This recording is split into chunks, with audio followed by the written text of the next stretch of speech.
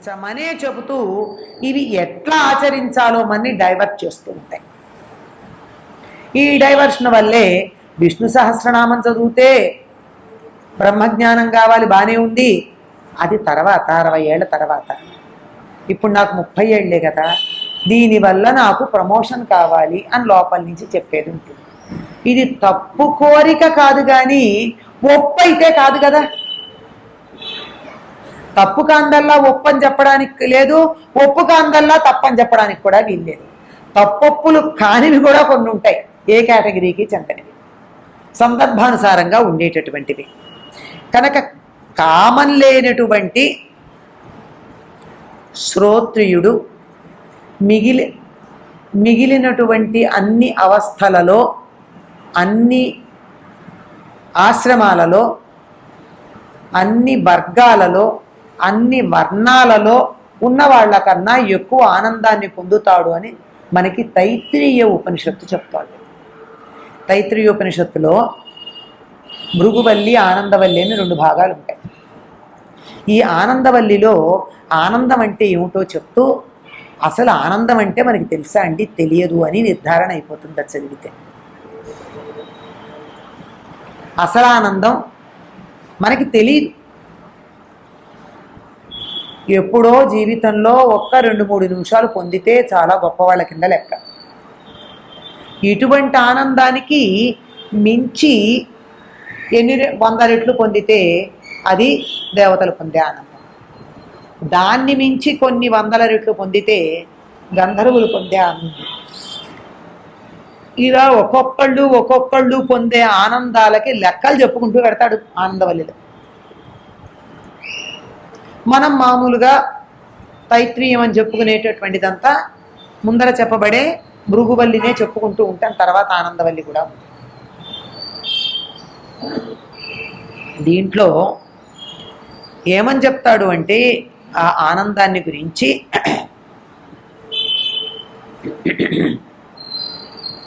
మానవుడు భూలోకంలో ఉండేటటువంటి జీవుల్లో అందరికన్నా ఎక్కువ ఆనందాన్ని ఎవరు పొందుతారు?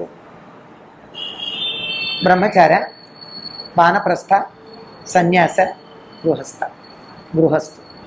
ఎప్పుడు పొందుతాడు? ధర్మ మార్గంలో జీవితాన్ని గడిపి. దానికి శ్రోత్రియ శబ్దం వాడారు. శ్రోత్రియుడు అంటే శృతులు చెప్పినట్టుగా జీవితం గడిపేవాడు. శృతులు అంటే వేదాంగాలన్నీ కలిపి. వేదంలో ఒక మానవుడు ఈ విధంగా జీవించాలని చెప్పబడిన నియమాలు ఏవైతే ఉన్నాయో ఆ విధంగా జీవితాన్ని గడిపేటటువంటి గృహస్థ ధర్మంలో ఉన్నటువంటి వాడు పొందే ఆనందం మానవులు మరెవ్వరూ పొందరు. ధర్మ మార్గంలో జీవితం గడపాలి.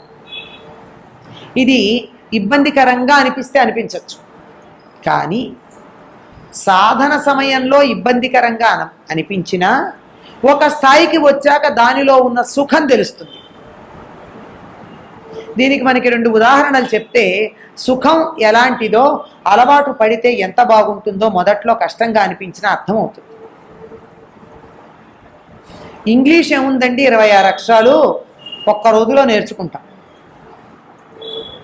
తెలుగు అండి 56 అక్షరాలు, గుణింతాలు, ఒత్తక్షరాలు, చాలా కష్టమండి. కరెక్ట్ అనిపిస్తుంది వినంగానే.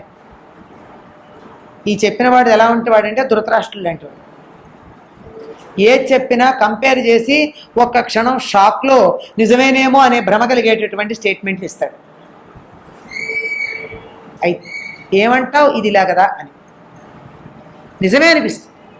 కానీ మీరు 50 ఏళ్ళు చదువుకున్న వాడైనా, అంటే 5వ ఏట చదువు మొదలుపెట్టి ఇంగ్లీష్ అక్షరాలు ABCDలు నేర్చుకుని వాడికి 55 ఏళ్ళు వచ్చాక కూడా లెఫ్టినెంట్ స్పెల్లింగ్ ఈనాటికి అడగాల్సిందే. కొత్త పేరు ఏదైనా కనుక ఉన్నట్టయితే how do you spell it అని అడగాల్సిందే. కానీ 15 రోజులు కష్టపడి, 20 రోజులు కష్టపడి 56 అక్షరాలు, గుణింతాలు, ఒత్తక్షరాలు నేర్చుకుంటే జీవితాంతం ఒక పదం ఉంటే దాన్ని ఎలా ఉచ్చరించాలో ఎవరిని అడగకుండా చూసింది చూసినట్టు చదవచ్చు. ఓ కొత్త పదం చెప్తే విన్నది విన్నట్టు రాయొచ్చు. ఏది సుఖమండి? 15 రోజులు కష్టపడి జీవితాంతం ఇతరుల సహాయం లేకుండా చదవచ్చు, రాయొచ్చు, ఉన్నది ఉన్నట్టుగా చదవచ్చు, చూసింది చూసినట్టుగా రాయొచ్చు అన్నదానికి 15 రోజులు కష్టపడ్డం ఎక్కువ సుఖమా? ఒక రోజులో నేర్చేసుకుని ఎన్నేళ్ళు పోయినా కొత్త పదం రాగానే స్పెల్లింగ్ ఏమిటి అని అడిగే పరిస్థితి సుఖమా? ఆలోచించండి. ఇది ఒక ఉదాహరణ. ఈ రోజుల్లో ఎవరిని అడిగినా స్థిరంగా కూర్చోలేమండి, కష్టంగా ఉంటుందండి అంటే, పోనీలే ఎట్టాగొట్లా నీకు ఎట్లా వీలైతే అట్టాగే కూర్చో, కుర్చీలోనే కూర్చో, పద్మాసనం వేసుకోనక్కర్లేదు, అర్ధపద్మం వేసుకో, అర్ధపద్మం కాకపోయినా సుఖాసనం, మరోటి మరోటి అని చెప్తున్నారు. ఇంత జాగ్రత్తగా కూర్చుంటే కూడా 1 గంట కదలకుండా కూర్చోలేం. గంటలో అరగంటకే కాళ్ళు తిమ్మిర్లు ఎక్కుతాయి, ఆ తర్వాత నడుం లాగేస్తుంది, ఆ తర్వాత ఇటు కదులుతాం, కాలు ఇటు పెడతాం, అటు పెడతాం, ఊపుతాం, ఇన్ని చేస్తాం.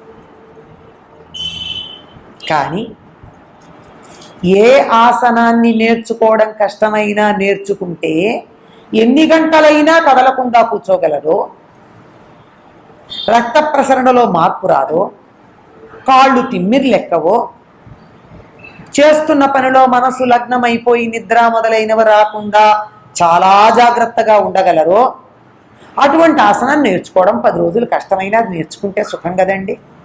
అదే పద్మాసనం.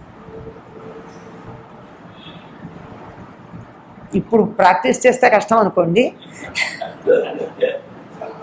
అలవాటు ఉన్న వాళ్ళకి సమస్య లేదు. చిన్నతనంలో పద్మాసనం వేసి కూర్చోవడం నేర్చుకున్నట్టయితే 2 అరిపాదాలు ఇలా వచ్చేటట్టు, మనం మామూలుగా అయితే ఇలా కూర్చోగలుగుతాం, ఒకదాని మీద ఒకటి ఇట్లా వేసి ఇట్లా కూర్చుంటాం, కాసేపు అయ్యాక ఇటు నుంచి ఇట్లా పెడతాం. ఇది నయం, గంటన్నర కూర్చుంటాం ఇట్లా కూర్చుంటాం. 6 గంటలు, 8 గంటలు, 9 గంటలు, 10 గంటలు కూర్చోవాలి అంటే ఇలా కూర్చోగలిగితే చాలా. అంటే ఈ వరికాళ్ళు అనుకుంటే ఇట్లా పెట్టి అరికాళ్ళు ఇట్లా అనుకుంటే ఈ 2 ఇట్లా కూర్చున్నట్టయితే ఇంకా సాధన చేయగా చేయగా సంవత్సరాల తరబడి కదలకుండా కూర్చోగలుగుతాం. ఇలా కూర్చున్నటువంటి వాళ్ళు ఇలా ఎవరు కూడా ఇలాగే ఉంటారు. ఇప్పుడు అర్థం చేసుకోండి, సుఖం అన్నది ఎక్కడుంది? కొద్దిగా కష్టపడితే బోలెడు సుఖం ఉంటుంది. కానీ మానవుడి యొక్క లక్షణం ఏమిటి? కొద్దిగా కష్టపడడానికి కూడా మనం ఇష్టపడం.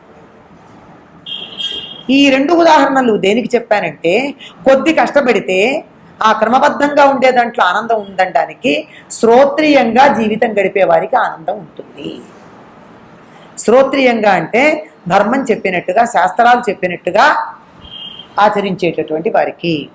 శాస్త్రాలు చెప్పినట్టుగా ఆచరించేది, వేదం చెప్పినట్టుగా ఆచరించేది ఎలా మొదలవుతుంది అంటే, నిద్ర లేచిన దగ్గర నుంచి పడుకునేదాకా ఏ రకంగా జీవితం గడపాలో కొన్ని పద్ధతులు ఉన్నాయి. దీన్నే చారుచర్య అన్నారు, ఆర్యావృత్తము అన్నారు. ఎవరైతే ఆర్యావృత్తము కలిగి ఉన్నారో వాళ్ళు, చారుచర్య కలిగి ఉన్నారో వాళ్ళని ఆర్యులు అనే పదంతో పిలిచాం. అందుకే ఎదుటి వాళ్ళని సంబోధించాలంటే ఆర్య అనేవారు. ఆర్యాకి వికృతే అయ్యా అంటే సత్ప్రవర్తన కలిగినటువంటి వాడా అని అర్థం. కనుక ఈ శ్రోత్రియమైనటువంటి జీవితం గడిపేవాడికి జీవితంలో ఆనందం ఉంటుంది.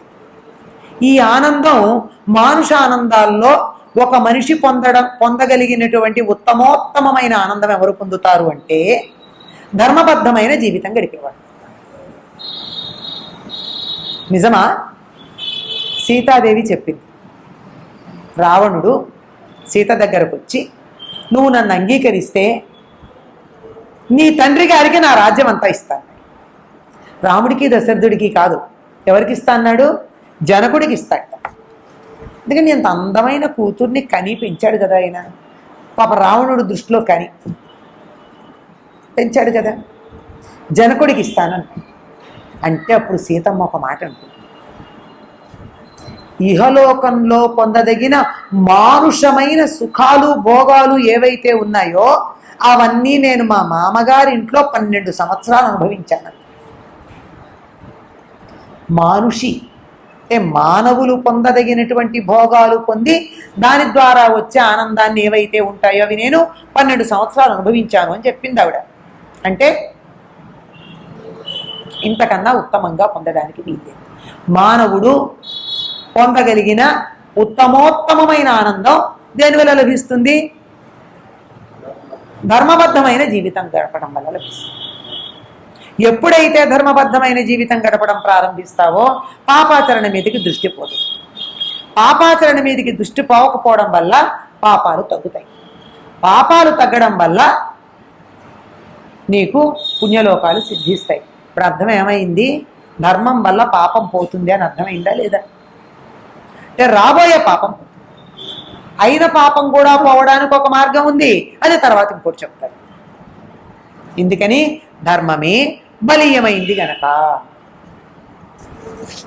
మిగిలినటువంటివి ఈయన ఏం చెప్పారన్నది రేపు చూద్దాం మనం.